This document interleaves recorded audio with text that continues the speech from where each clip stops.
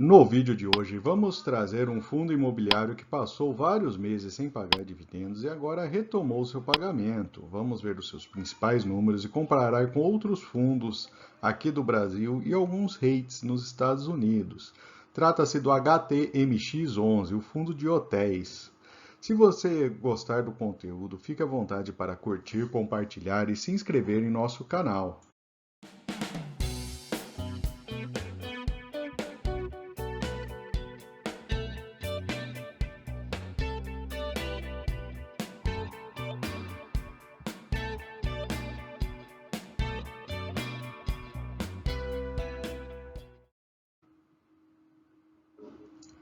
E vamos começar apresentando um mapa aí das principais posições, né, do portfólio.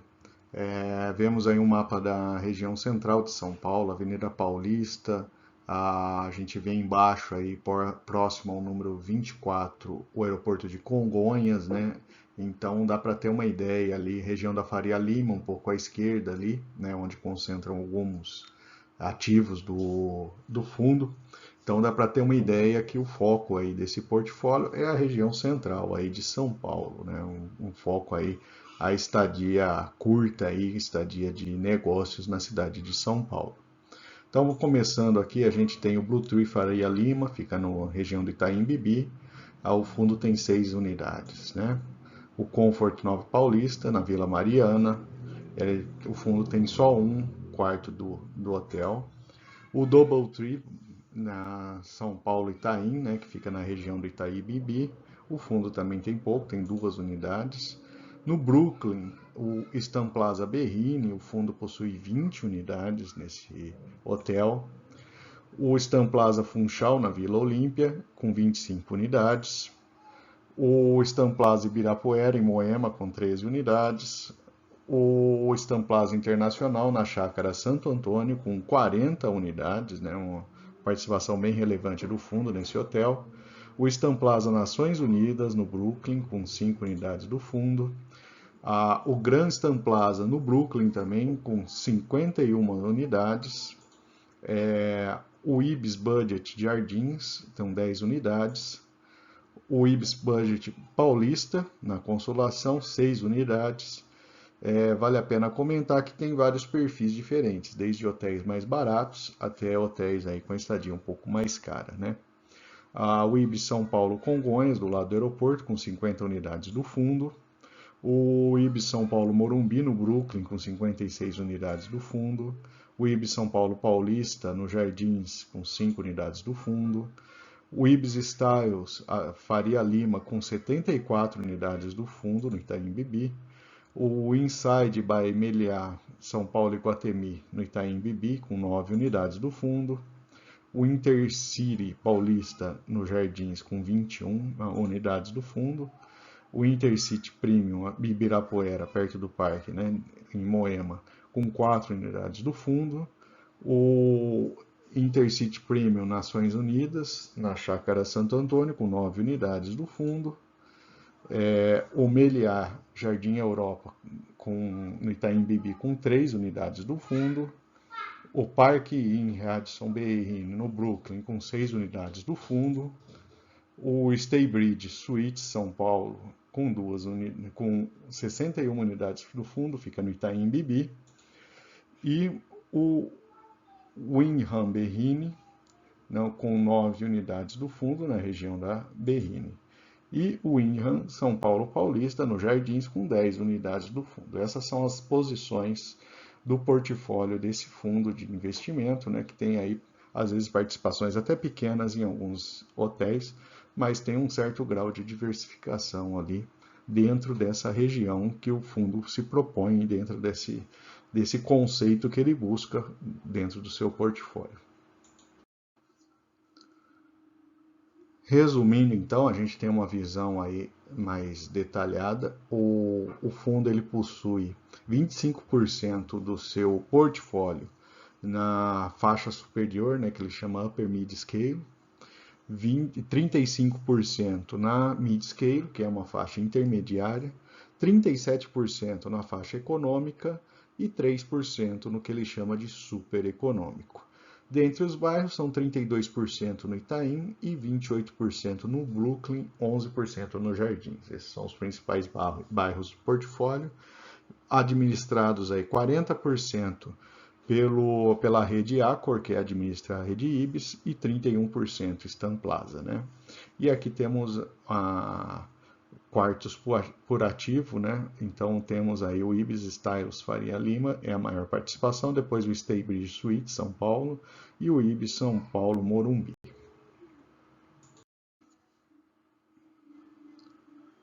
Bom, agora vamos falar um pouco da demonstração de resultados do fundo no período, nos últimos 6 meses. A gente percebe que a receita de diária saiu na casa aí de 780 mil para fechar em dezembro com um pouco mais de 2 milhões de receitas de diárias. Em novembro, o fundo teve aí a venda, né, de alguns quartos, no qual ele conseguiu uma receita aí um pouco maior, mas o importante é observar aí que houve um crescimento significativo, aí, uma retomada na ocupação dos quartos de hotéis do HTMX11. E com isso aí ele conseguiu fazer um lucro líquido de 1.900.000 em dezembro, que permitiu aí o pagamento de R$ 1,26 por cota. Portanto, é um resultado bastante interessante, se considerar aí que foi um fundo que foi muito prejudicado aí pela pandemia, e agora a gente vê que ele consegue retomar e retomando os pagamentos, né, principalmente por conta aí da maior ocupação dos seus quartos.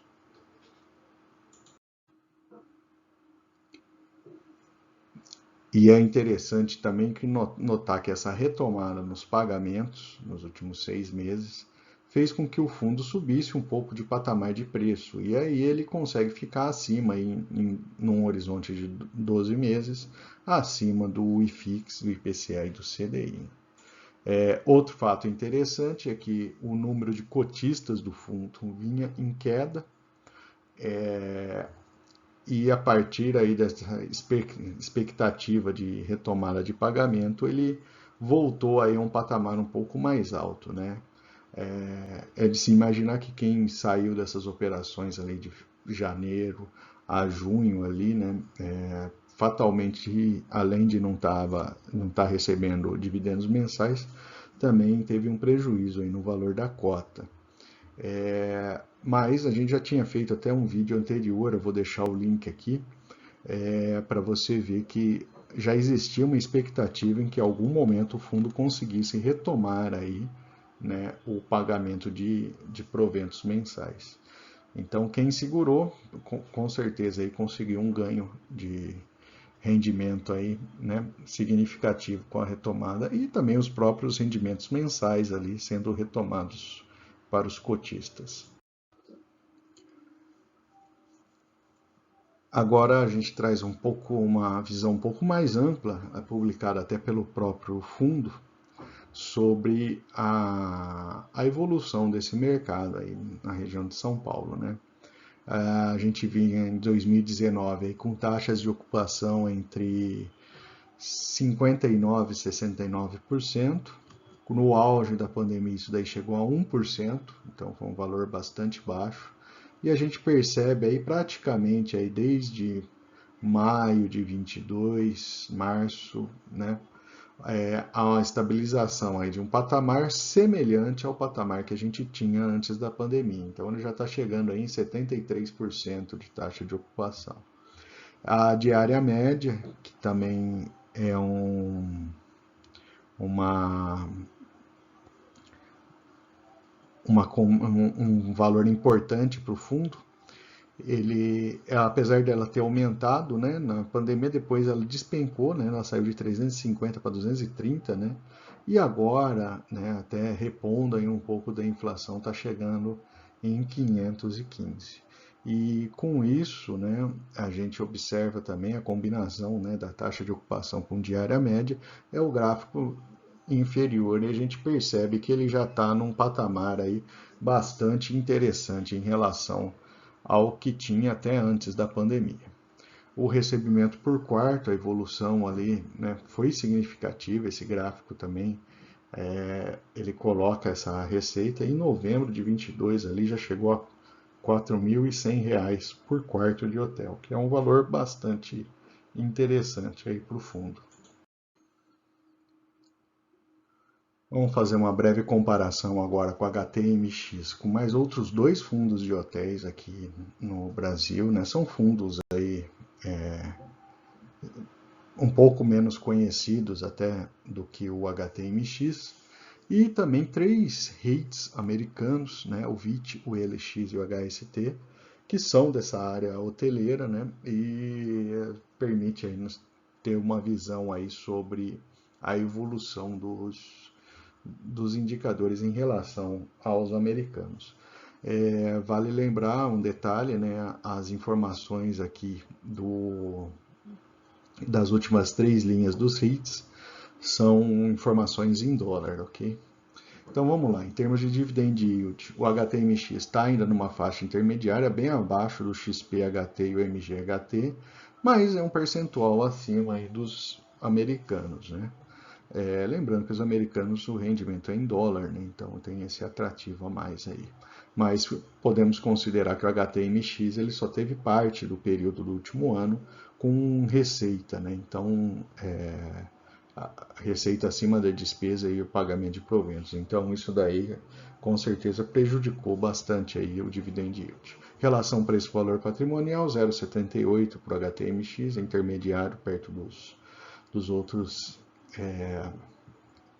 fundos de hotéis brasileiros, né?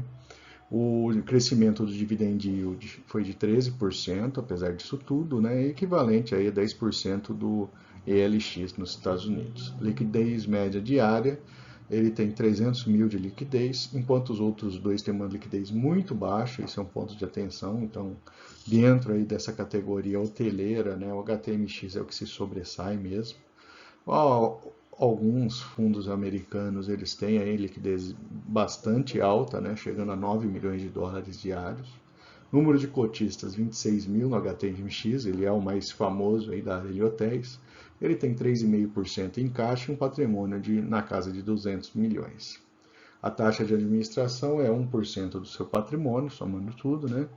Contra 7,25% do faturamento do XPHT e o MGHT é 1,2% do patrimônio. Olhando agora o histórico de investimento, e aqui a gente encontra um dado bastante interessante. Há um ano, quem investiu conseguiu um rendimento de 34,9% no valor da cota. E os dividendos recebidos, 7,4%. Há 2 anos, quem investiu há 2 anos perdeu 9%. E além do que pagou mais caro esse dividendo recebido percentualmente em relação ao seu valor de compra, né? Então, como você comprou mais caro, ele recebeu de fato o mesmo valor de quem investiu há um ano, mas pagando um preço de entrada maior. Esse é o gráfico da evolução do valor da cota. A gente percebe ali em 2020 a queda acentuada da cota do HTMX, principalmente aí pelas consequências da pandemia. Depois ele veio em queda até 2022, fevereiro de 22, e depois retomando aí com o pagamento de dividendos, aí retomando um valor significativo da cota. Sua relação preço-valor patrimonial 0,78 e o dividendo cresceu 13% em 3 anos. E, finalmente, vamos trazer os pontos positivos e negativos para o investimento no HTMX11. Lembrando que essa não é uma recomendação de compra ou venda do ativo. Do lado positivo, ele tem uma diversificação de ativos dentro da sua área de atuação. Então, o portfólio, apesar de relativamente pequeno patrimônio líquido, ele diversifica em vários ativos. A retomada do pagamento de dividendos foi positivo para o fundo. O crescimento dos dividendos, quando a gente olha ali o crescimento em 3 anos, né, conseguiu ser positivo apesar de tudo. A melhora na expectativa e ocupação de hotéis na cidade de São Paulo também é algo positivo. Do lado negativo, a concentração do portfólio em uma única região e perfil, né, que é aquele turismo de negócios na cidade de São Paulo. Isso traz uma exposição ao fundo, né? E ele é um fundo que tem uma liquidez mais baixa do que outros tipos de fundos. Se a gente olhar aí, mesmo outros tipos de fundos de tijolos, a gente percebe aí maior nível de liquidez do que o HTMX11. E por fim, eu vou deixar aqui uma lista de outras análises de fundos imobiliários e duas recomendações de vídeo. Fique à vontade para consultar. Se não for inscrito, se inscreva em nosso canal.